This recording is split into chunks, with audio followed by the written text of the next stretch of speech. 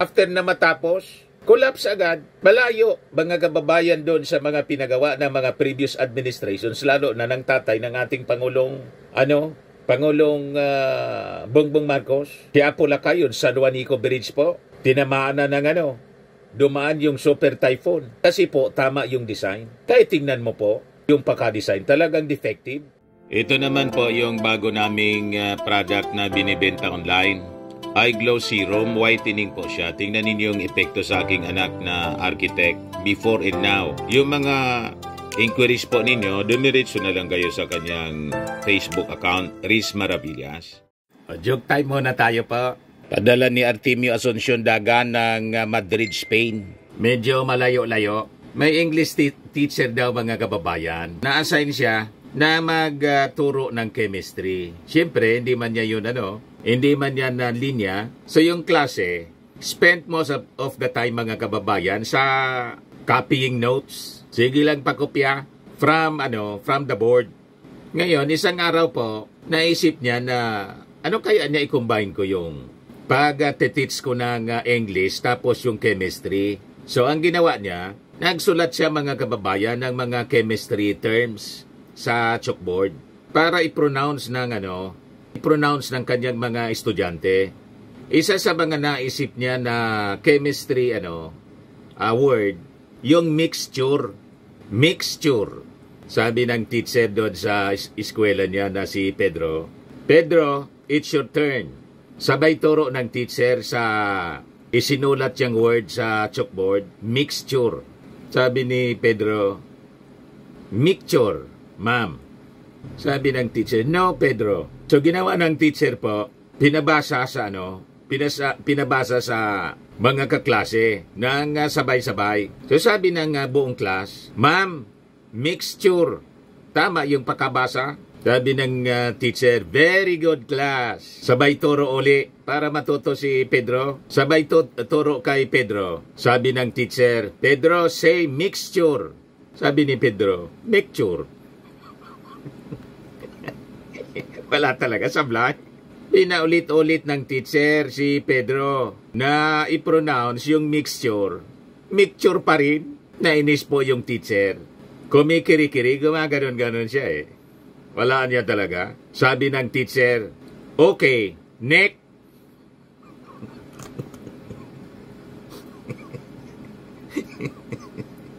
Tawanan yung mga estudyante. Kasi, imbes na masabi ng teacher yung salitang next, naawa na ni Pedro, naging next.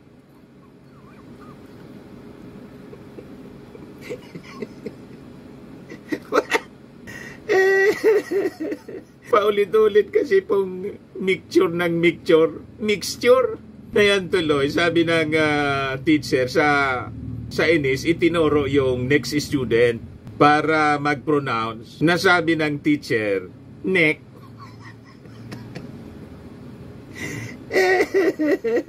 Matik na po, 200 pesos po.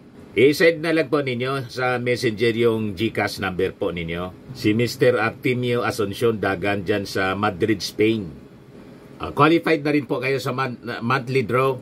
5,000 ang price ng mabubunot. Ito, lagay na natin dito. Dito na po tayo sa ating seryosong topic. Dito na muna tayo sa magandang balita na siguradong ikaiinis na naman po ng mga DDS. Ano yan, Mr. Maravillas? Yan po, bumaba ang headline inflation sa 2.1% noong Pebrero 2025 mula sa 2.9% noong Enero 2025. Yung food inflation bumagal sa 2.6% mula sa 4.0%. Lalo na po sa bigas na nabawasan ng 4.9% at gulay 7.1% mula sa 21.1% yung pagbaba. Sa non-food inflation, bumaba naman ng 1.7% mula sa 2.2% dahil sa pagbaba ng presyo ng mga transport equipment, kuryente at gas, at housing rentals. Di ba, mga kababayan, masama na naman niya Mr. Maravillas ang loob niya ng mga DDS, siyempre po, pag good news para sa ating mga mamamayang Filipino, bad news para sa kanila. Pero sila, mga kababayan, kasama sila sa nagkikinabang. Ayaw lang nila na mabanggit na sila nagkikinabang ng mga gains ng ating administrasyon. Hindi nila matanggap, mga kababayan, na gumanda na ang ekonomiya ng ating bansa sa pangunguna ng ating Pangulong Bongbong Marcos. Kasi po, pag gumaganda ang economy, nababasag yung kanilang propaganda, lalo na ni Sara Duterte, na bukang bibig po yung presyo ng bigas. Ipati po yung presyo ng bigas, bumaba na po. Sa mga kadiwa po, may 29 pesos na at 35 pesos. Iba-ibang klase kasi po ng bigas. Ngayon, sa komersyal, more than 40 pesos, 45, 46, pero hindi na yung dati po, 49. At base sa announcement kanina sa press briefing sa Palasyo Malacanang ni Yusek Clear Castro, yung presyo niya ng bigas, ng karne, bababa ngayong buwan, sabi po ng Palasyo Malacanang. Kausap daw niya, mga kababayan, si DA Secretary Tio Laurel. Ito po yung announcement kanina ng Palasyo Malacanang. Inulat ng Philippine Statistics Authority na bumagal sa 2.1% ang inflation rate o ang pagtaas ng presyo ng mga produkto at serbisyo sa bansa nitong Pebrero, mula sa 2.9% noong Enero. Ito na ang pinakamababang antas na naiulat simula noong Setyembre 2024. Ang mas mababang antas ng inflation ay bunsod ng mas mabagal na pagtaas ng presyo ng non-alcoholic beverages na nasa 2.6%. Diba? Ang pagbagal naman ng presyo nito ay dahil sa mas mabagal na pagtaas ng presyo ng gulay at iba pang produkto. Kasunod ng mas mababang inflation rate, na natili sa 2.5% ang average inflation rate ngayong 2025, napasok pa rin sa full-year target ng gobyerno na 2 to 4%. Ayon sa National Economic and Development Authority, ang patuloy na pagbaba ng inflation rate ay indikasyon na epektibo ang mga hakbang na ginagawa ng gobyerno kontra sa tinatawag na inflationary pressures. Sisikapin din ng ahensya na panatilihing mababa ang inflation rate at tugunan agad ang mga posibleng pagtaas ng ibang commodities. At isa pang good news, available ang higit 2,000 trabaho mula sa iba't ibang industriya, kasama city, aviation, tourism, sectors. Maaaring makita ang mga available na trabaho sa www.jobs@clark.com. Dito ay pwede nang mag-register para ma-match ang mga trabaho sa mga aplikante. At para magbigay ng iba pang detalye, kasama natin si Clark Development Corporation Communications Manager, Astrud Aguinaldo. Ma'am? Matt, Attorney Claire, Maya Aabak, good morning po sa inyong lahat. At tama yon sinabi ni Attorney Claire, magandang balita mula sa Clark Development Corporation. To be exact, meron tayong 2,280 job vacancies mula sa 30 investors o locators. Ang mga trabahong ito ay ang mga sumusunod: ICT industry, mga business process outsourcing. Meron din sa industrial, mga engineers ang hinahanap nila dito, technicians, welders, machine operators, human resource, at yung mga magtatrabaho sa warehouses. Meron din sa service industry, mga bus drivers naman ang hinahanap, conductors, sewers, mga mananahe, at sa sales. Gayon din sa tourism and hospitality, mga hotel staff, security, chef, marketing, at casino dealers. Meron din sa commercial and retail, ang hinahanap nila dito ay mga sales associates, cashiers, at store managers. At lastly, sa aviation and healthcare, mga nurses naman, medtechs at physical therapist po ang hinahanap dito.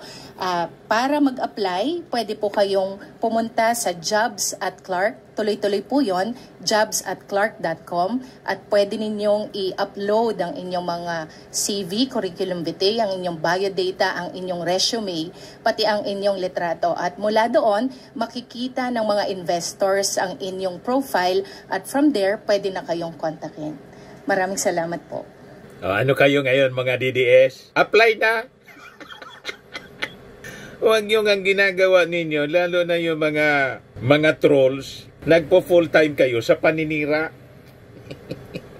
Imbes mga kababayan na magtrabaho ng maayos, napakarami yung mga available na trabaho. Ang ibig sabihin nito, gumaganda yung ating ekonomiya. Yung mga negosyo rito, marami silang mga job vacancies para doon sa mga walang trabaho. Kaya mali yung mga sinasabi ninyo na itong gobyernong ito nakafocus lang sa ayuda. Yung ayuda po kailangan para doon sa mga pinakang mahirap at hindi pa nakahanap ng trabaho. At yung kung may trabaho tulad ng AKAP, para doon sa mga mabababa yung sweldo. Kasi nga po, tumaas yung presyo ng mga bilihin. Pero ngayon, sabi sa balita ang Palasyo Malacanang, bumaba na po yung inflation. O di ba?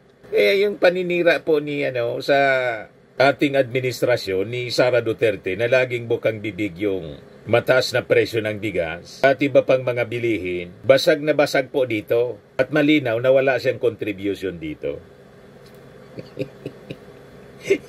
Di ba? Ito pa, yung sa bigas naman po. Nagkaroon po kami kanina ng meeting with another good news. Secretary Laurel. Dahil aasahan po natin ang pagbaba ng presyo ng bigas. Di ba? Okay. Bababa na po yung presyo ng bigas. Hintay-hintay lang po kayo. Hindi man yung magic. Sa darating po na by March 31, sa ngayon po, ang presyo ng bigas kada kilo ay pumapalo po sa 49 pesos. Pero by March 31 po ay aasahan po natin ang pagbaba nito ng 45 pesos. Pati na po ang presyo po ng baboy ay maaari po ito, maibaba din po by March 10. Sa halaga po, ito po ay sinabi in particular ni Secretary Laurel, ang parte po ng Kasimat Pigi ay bababa po between 350 to 360 per kilo. At ang liyan po naman po ay maibababa po ng 380 per kilo. Yan po ang maliban po dyan. Marami pa po tayong sasabihin good news pero most probably po ay bukas na po dahil marami pong napag-usapan kanina sa meeting with the DA Secretary. Araw-araw may good news. Makinig lang po kasi kayo sa mga legit na mga announcements ng ating gobyerno at sa mga legit na sources ng information sa mainstream media, tapos sa mga vloggers po na hindi mga fake news, peddlers. Tama po? O ngayon, dito tayo, naitanong kasi dito mga kababayan kay Secretary Yusek Castro yung nangyaring pag-collapse ng bridge doon sa Isabela, kung may initial investigation na po na ginawa yung DPWH. May findings na daw po, initial findings. Ayan sabi ng palasyo, under design might have caused Cabagan Santa Maria Bridge collapse. Ang ibig sabihin, yung design hindi tama. Hindi base sa required standards. Kaya tingnan ninyo po, 3 years pa lang after na matapos, collapse agad. Malayo mga kababayan doon sa mga pinagawa ng mga previous administrations, lalo na ng tatay ng ating Pangulong Bongbong Marcos. Kaya po lakayon, San Juanico Bridge po, tinamaan na ng dumaan yung super typhoon. Kasi po, tama yung design. Kaya tingnan mo po, yung pagka-design talagang defective. Tama itong post ni Juan Miguel. Corruption sa panahon ni Digong. Si Mark Villar ang DPWH Secretary sa panahon ni Digong. San Juanico Bridge, 50 years na po. Pinagawa ng tatay ng ating Pangulo. Buhay na buhay pa. You see? Yung pinagawa ni ex-governor, now President Bongbong Marcos. 20 years. Doon sa sa Ilocos. Ito, pinagawa ni Boti pa yung pinagawa ni Pinoy. 10 years na. Yung sa Cebu. Kay Digong. 2014, sinimulan yung yung proposal para sa project, pero pinatrabaho largely panahon ni Digong, panahon ng ating Pangulo, nakita ng diferensya, rinitrofit, ini-strengthen, hindi pa rin umubra. Kasi nga po, under-design, sabi mismo ng DPWH. So bakit ito, mga kababayan, pinahintulutan ng previous administration yung design, hindi po base sa required standards. Yan ang ibig sabihin ng under-design. Yan po. Ito po, itinanong sa kanya ng mainstream media. Bridge sa Isabela, is the President asking for or directing an investigation on this, especially to find out whether corruption was involved? Yes po. Nung nagkaroon po kami ng pakikipag-usap kay Secretary Bonoan, nagkaroon na po talaga ng investigation, but it's initial investigation. Ang nakikita po, sabi nga po natin, ito ay nag-start on 2014 at lumalabas po na 90% ay naisagawa ito sa panahon po ni dating Pangulong Duterte. Ang sabi po ay nagkaroon po ito dahil sa mga earthquakes, sa kung ano sa tagal ng panahon, hindi na siya naging matibay at kailangang i-retrofit sa panahon po ngayon. Ang nakikita po so far ay nagkaroon ng under-design. Lumalabas din po sa investigasyon na ito po talaga ay para sa mga light vehicles sa ayon do sa disenyo. So, lumalabas din po na yung dumaan na truck, 3 po daw yung dumaan na dump truck, puro boulders ang laman, ang karga. Nagkaroon po talaga ng hindi tama na nung dumaan. Hindi naging maayos dahil may dumaan na ganito ka mga heavy vehicles na hindi po naaayon doon sa kakayanan ng tulay. Kaya po, isa sa mga sinasabi po ni Secretary Bonoan ay maaari po, hindi po natin to, hindi pa po to conclusion, maaari lamang po na mapanagot din yung may-ari nung or korporasyon na may-ari ng dump trucks dahil 3 po ang nasabi na dumaan na sunod-sunod.